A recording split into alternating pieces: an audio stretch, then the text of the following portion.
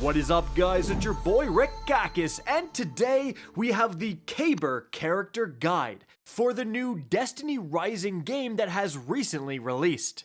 This is one of my most used and frankly favorite characters in Destiny Rising, and I often find him outperforming mythic rarity characters.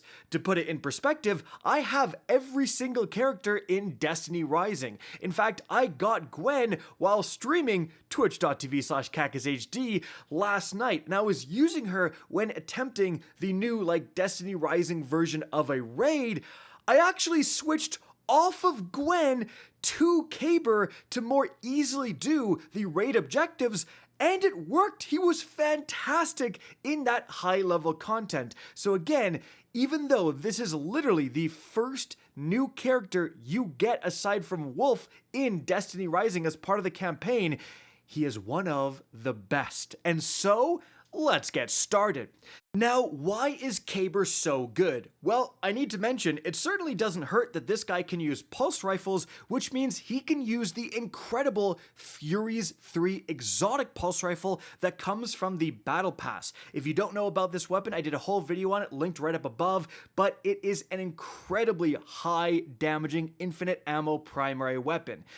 And everyone can get this for free at the max rank of the Battle Pass, so you will eventually get this exotic if you're playing the game enough. But really, more importantly, it's all about his abilities. So let's take a look.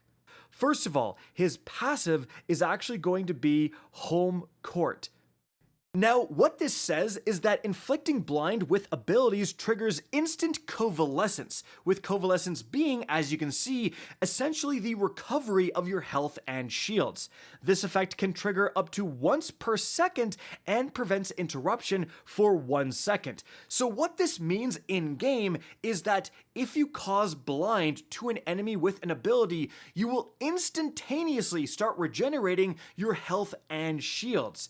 Keeping that in mind, let's take a look at the first signature ability, Blinding Shield. Obviously, those work together very well. Strike with an arc-infused shield, dealing damage and inflicting blind. Guys, this is, in my opinion, one of the best signature abilities in Destiny Rising because it just does so much. First of all, it has range, so if you see enemies spawning out of a doorway across the map, you can snipe them with a blinding shield.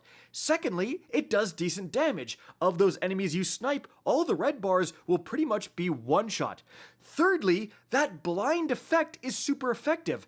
If there's a yellow bar as part of that group, that guy will not attack you. Even bosses you can often blind with this attack, and it actually says for blind that enemies that can't be affected with blind, they'll just stop attacking you. So you can use it to stop taking damage. Again, in a boss fight, the utility of the blind is crazy. Super good for crowd control, defensive capabilities, etc. And then this also means that every time you inflict that blind, you just start your health and shield recovery. So you can pop out from behind cover, shoot an enemy across the map, just hit them, and then land back behind cover, instantaneously regenerate your health and shields.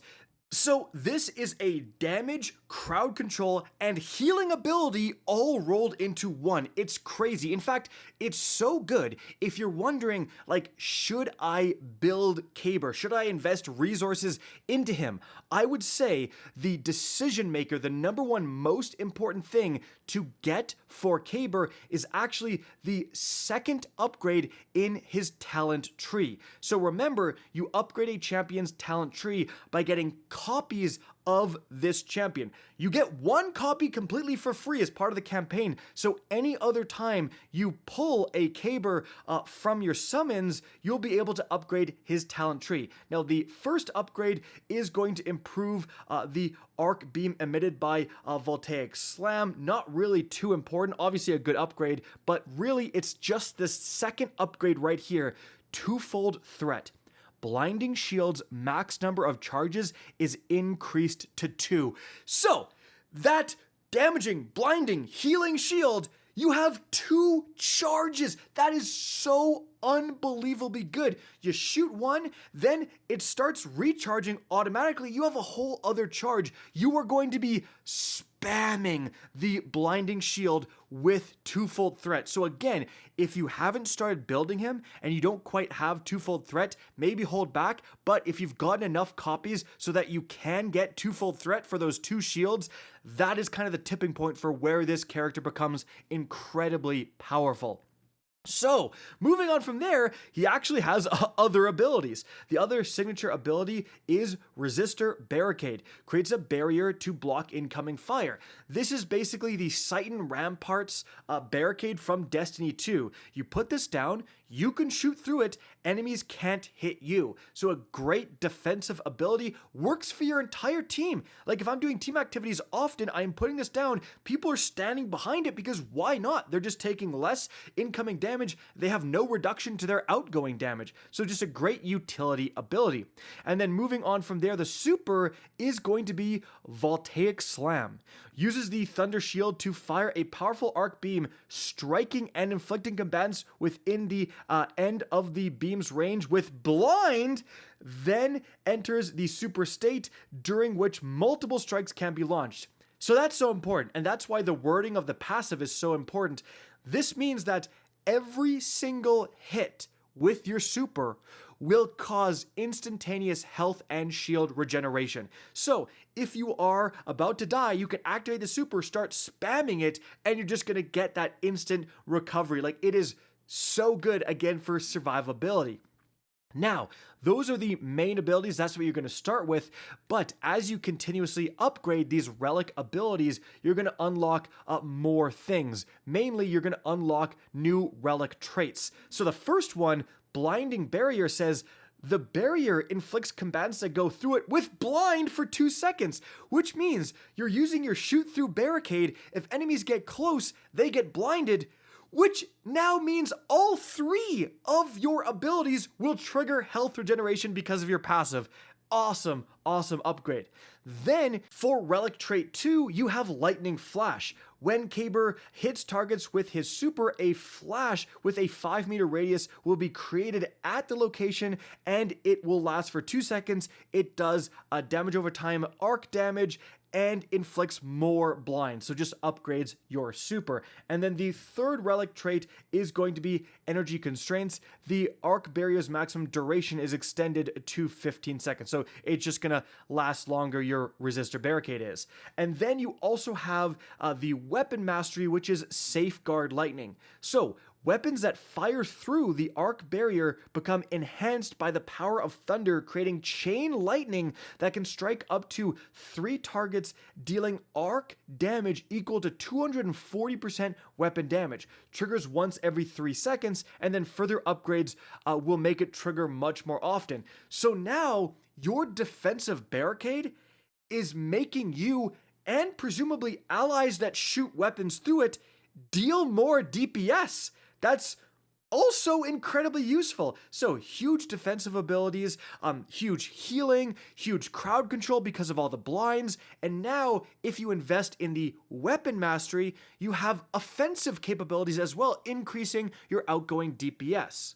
And so overall, this package is just incredibly powerful because when upgraded, again, every single one of your abilities, both your signatures and your super, will be causing blind. And every instance of causing blind will give you massive health and shield regeneration. So you have so much survivability because not only are you constantly regenerating your health and shield, but you can technically have this regeneration interrupted if you are hit with a bunch of incoming damage, right?